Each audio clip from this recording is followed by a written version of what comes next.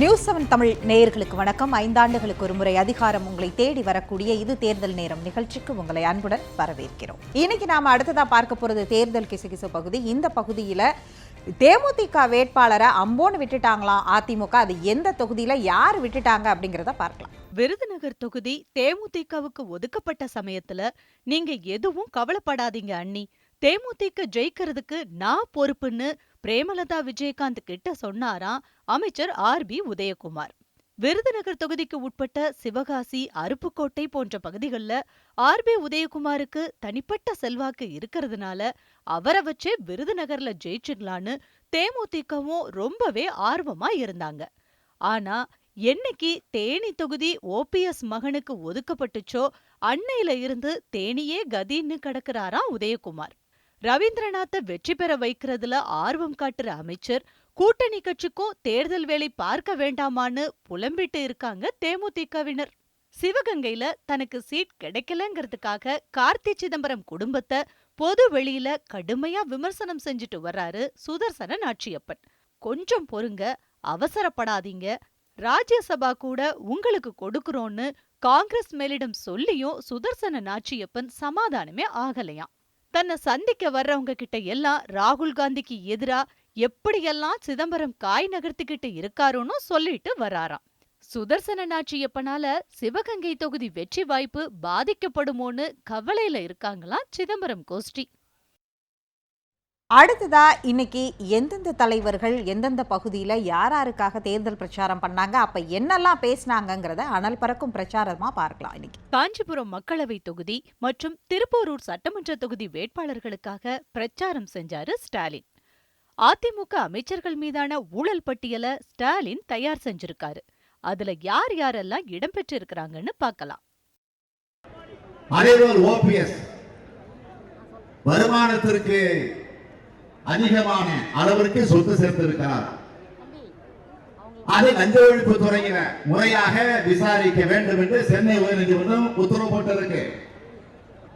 டெண்டர்ல ஊழல் வேலுமணி சிக்கி இருக்கிறார். நிலக்கரியில ஊழல் தங்கமணி அதில் சிக்கி இருக்கிறார். ஆதாரங்கள் இருக்கிறது. அமைச்சராக இருக்கக்கூடிய ராஜேந்திர பாலாஜி மீது போட்ட வழக்கு முகாந்திரம் இருக்கிறது. மதுரை உயர்நீதிமன்றம் தீர்ப்பு தந்திருக்கு. மதிய உணவு திட்டத்துல பொருட்களை வாங்கியதுல சுமார் 2400 கோடி ரூபாய் ஊழல் வருமான வரித்துறை விசாரணையில உண்மை வெளிவந்திருக்கு. சிபிஐ விசாரணையில குட்கா புகழ் விஜயபாஸ்கர் மாட்டிக்கொண்டிருக்கிறார்.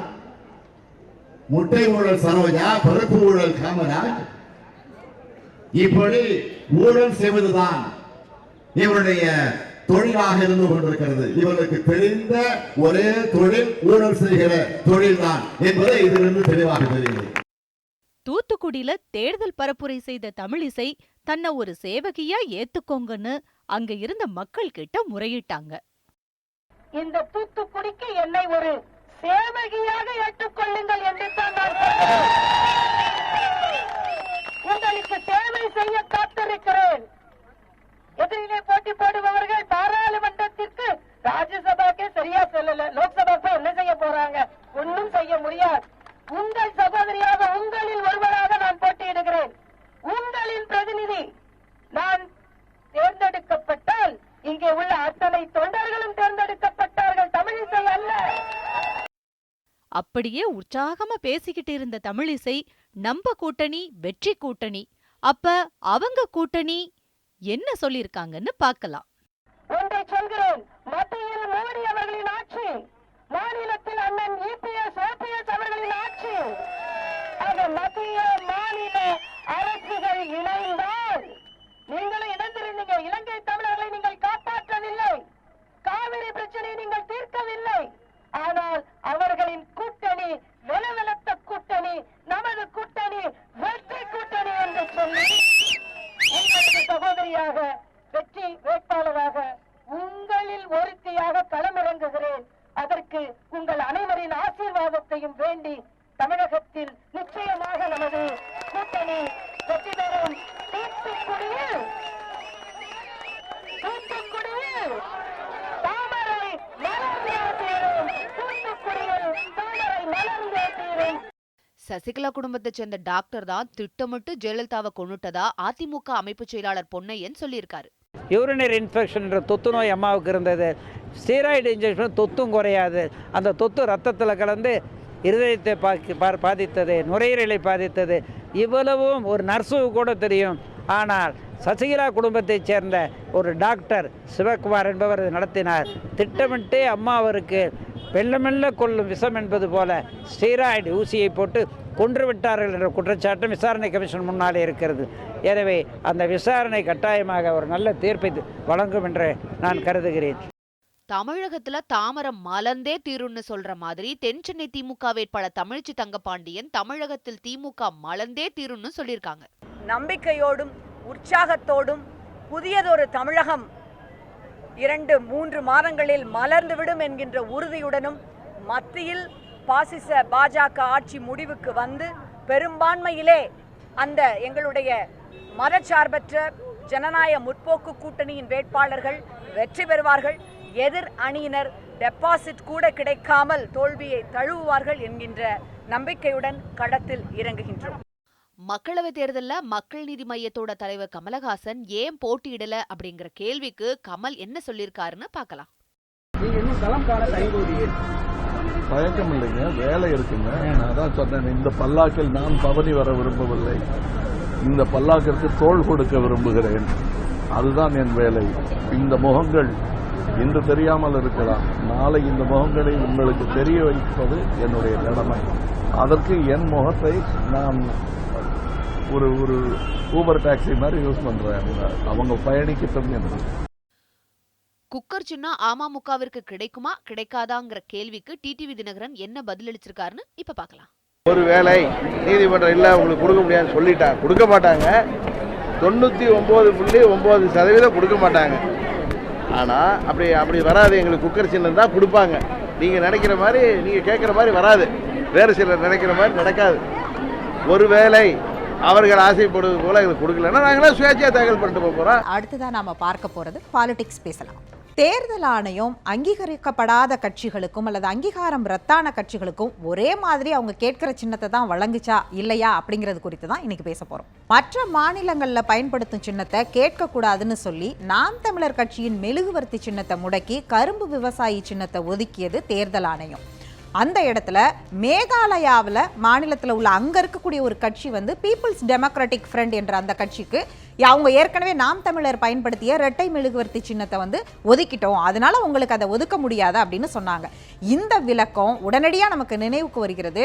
92 சமாஜ்வாதி கட்சியை ஆரம்பிச்சு உத்தரப்பிரதேசத்தில் முலாயம் சிங் அதற்கு வந்து சைக்கிள் சின்னம் வாங்கி வச்சிருந்தார். 96 மூப்பனார் வந்து தமிழ் மாநில காங்கிரஸை தொடங்கும் போது எப்படி அந்த சின்னத்தை அவங்களுக்கு கொடுத்தாங்க? ஒரு மாநிலத்தில் கொடுக்கப்பட்ட சின்னம் இன்னொரு மாநிலத்துக்கு கொடுக்க முடியாதுங்கிற அந்த சட்ட விதி எப்போ கொண்டு வந்தாங்க? இது அன்னைக்கு பொருந்தலையா அப்படிங்கிற ஒரு கேள்வி வரும் பொழுதே திரும்ப 2014 தேர்தலின் போது காங்கிரஸ்ல கொண்டு போய் தமிழ் மாநில காங்கிரஸ் ஜி.கே. வாசன் இணைச்சாரு. அதன் பிறகு அந்த தேர்தல் அதிருப்தியில நவம்பர் மாசமே திரும்ப வந்து அவர் தமிழ் மாநில காங்கிரஸ் பிராக்கெட்ல மூப்பனார்னு போட்டு ஒரு கட்சியையும் தொடங்கினார். அப்ப தமிழ் மாநில காங்கிரஸ் 2014 எடுத்துக்கிட்டா கூட இந்த இடத்துல தேர்தல் ஆணையத்துடைய ஒரு சட்ட விதி இருக்கு. 6 ஆண்டுகளுக்கு உட்பட்டதா இருந்துச்சுன்னா, அங்கீகரிக்கப்பட்ட கட்சியா இருந்துச்சுன்னா அந்த கட்சிக்கு அவங்க ஏற்கனவே கேட்ட சின்னத்தை கொடுக்கலாம் அப்படின்னு சொல்லப்படுது. அப்ப 2014 திரும்பவும் தன்னுடைய பழைய கட்சியே தொடங்கின ஜி.கே. வாசன் ஏன் 2016 மக்கள் நல கூட்டணியில தென்னை மரத்துல நின்று அவர் போட்டியிட்டாரு? அப்பயும் அவர் அங்கீகரிக்கப்பட்ட கட்சி அப்படிங்கிற அடிப்படையில் அவர் வந்து கேட்டிருக்கலாமே, அந்த அவருடைய சைக்கிள் சின்னத்தையே கேட்டிருக்கலாமேங்கிற கேள்வி அந்த இடத்துல வந்து தவிர்க்க முடியாததா அந்த இடத்துல நமக்கு இருக்கு. ஆனா அதே நேரத்துல இப்ப வந்து அவருக்கு எப்படி தென்னை மரம் சின்னம் ஒதுக்காம சைக்கிள் சின்னம் ஒதுக்குனாங்க? இந்த ஒரு தடவைக்கு மட்டும் உங்களுக்கு ஒதுக்குறோன்னு வேற நிபந்தனையின் அடிப்படையில் ஒதுக்கி இருக்கிறாங்களேங்கிறது, இந்த நிபந்தனை ஏன் மற்ற கட்சிகள், அதாவது நாம் தமிழருடைய கட்சியோ இல்ல அடுத்து விடுதலை சிறுத்தைகளுக்கோ பொருந்தாதா அப்படிங்கிற கேள்வி இருக்கு. 6% குறைவா வாக்கு வங்கி வச்சிருந்தாங்கன்னா அந்த கட்சிகளுக்கு, அதாவது தேர்தல் ஆணையத்துல ஒவ்வொரு முறையும் அவங்க போய் அங்கீகரிக்கப்படலை அப்படிங்கிற இடத்துல இருந்து கேள்வி எழுப்பி சின்னத்தை வாங்கிக்கலாம். ஆனா ஒருவேளை இப்ப பாமகவுக்கு வந்து மாம்பழம் சின்னத்தை திரும்பி ஒதுக்கியதுல வந்து எந்த தவறுமே கிடையாது. ஏன்னா அவங்க வந்து ஏற்கனவே கடந்த முறை நின்று ஒரு 5% வாக்குகள் வாங்கி இருக்கிறதுனால அவங்களுக்கு வந்து சில அதாவது நிபந்தனை அடிப்படையில் நாங்க அடுத்த தடவை வாங்கிடுவோம் அவங்க போய் தேர்தல் ஆணையத்தில் கேட்டா தேர்தல் ஆணையம் அதை ஒப்புக்கொள்ற மாதிரி நம்ம சட்ட விதிகள் இருக்கு, அந்த அடிப்படையில் கூட கொடுத்துருக்கலாம். ஆனால் விடுதலை சிறுத்தைகள் கட்சிக்கு மோதிரம் சின்னம் கடந்த 2 முறை தவிர்க்கப்பட்டதும் இந்த முறை அவங்கள பல முறை அலக்களிக்கப்பட்டது, எப்படியெல்லாம் அலக்களிச்சாங்க, அவங்களுக்கு ஏன் மோதிர சின்னம் கொடுக்கல, இன்னொரு கட்சிக்கு ஒரு புதிய கட்சி ஒண்ணுக்கு அந்த சின்னத்தை ஒதுக்கிட்டு உங்களுக்கு வேற சின்னத்தை கொண்டு வாங்க, வேற சின்னத்தை கொண்டுட்டு வாங்கன்னு கேட்டதை எப்படியெல்லாம் அலக்களிச்சாங்கன்னு திருமாவளவனே சொல்றாரு. இப்படி ஒரு பக்கம் இருக்கும் பொழுதே இன்னொரு பக்கம் டிடிவி தினகரனுக்கு என்ன நடந்தது அப்படிங்கிற ஒரு கேள்வி இருக்கு. இதற்கு முன்னாடி மதிமுக ஏற்கனவே பம்பரம் சின்னத்துல அவங்க தேர்தலை சந்திச்சிருக்கிறாங்க. இந்த முறையும் பம்பரம் கிடைக்குமா அப்படிங்கிற கேள்வி. ஆனால் பாமகவுக்கு ஒதுக்குன மாதிரி பாமகவுக்குலாம் மதிமுகவுக்கு நிபந்தனை அடிப்படையில எல்லாம் அவங்க ஒதுக்கல. ஏன்னா அவங்க இந்த மாதிரி பிரச்சனைக்குள்ளையெல்லாம் போகாமையே வைகோ என்ன முடிவெடுத்துட்டாருன்னா, ஒரு தொகுதி தானே நினைச்சாரு என்னவோ தெரியல, ஈரோடுல கணேசமூர்த்திக்கு உதயசூரியன் சின்னத்திலேயே நிற்க வைக்கப்படும் அப்படின்னு, அந்த சின்னத்திலேயே தான் நாங்க நிக்க போறோம் அப்படிங்கிறதையும் அறிவிச்சிட்டாரு. அடுத்து இப்ப டிடிவி தினகரனுக்கு அதிமுக 2ஆக உடைகிறது ஜெயலலிதா மரணத்திற்கு பிறகு. அப்ப ஆர்கே நகர் இடைத்தேர்தலின் போது அதிமுக அம்மா அணி, அதிமுக புரட்சி தலைவி அம்மா அணின்னு ஓபிஎஸ் தர்ம யுத்தத்தால 2 அணியா பிரிஞ்ச போது அப்படிதான் தேர்தலை எதிர்கொண்டாங்க. அப்ப தொப்பி சின்னம் அதிமுக அம்மா அணி சார்பா போட்டியிட்ட டிடிவி தினகரனுக்கு தொப்பி சின்னம் வழங்கப்பட்டது. அதுக்கப்புறம் அந்த இடைத்தேர்தலே ரத்து செய்யப்பட்டது. மீண்டும் இடைத்தேர்தல் வைத்த போது அதிமுக அதாவது தர்மயுத்தம் முடிஞ்சு ஓபிஎஸும் இபிஎஸும் ஒன்னாயிட்டாங்க. அப்ப அவங்களுக்கு இரட்டை இலை சின்னமே கிடைச்சிருச்சு. இவர் போய் திரும்ப தொப்பியை கேட்டப்ப இவருக்கு தொப்பியெல்லாம் கொடுக்க முடியாதுன்னு சொல்லிட்டு குக்கர் சின்னத்தை கொடுத்தாங்க.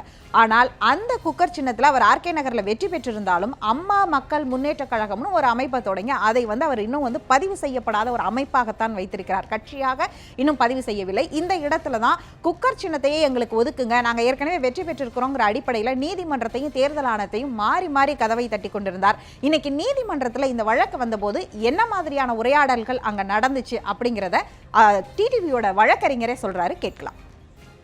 குக்கர் சின்னத்தை அவர் பயன்படுத்தி வந்த சின்னத்தை திரு டிடிவி தினகரன் அவருடைய அணியினருக்கு கொடுப்பதாக இருக்கும் பட்சத்தில் தேர்தல் ஆணையத்தின் நிலைப்பாடு என்ன என்பதை கேட்பதற்குத்தான் உங்களை நாங்கள் கூப்பிட்றோமே ஒழிய, நீங்கள் இந்த அப்ஜெக்ஷன் பண்ணிட்டு இருக்கீங்க அப்படிங்கிறத அவங்க பதிவு செஞ்சாங்க.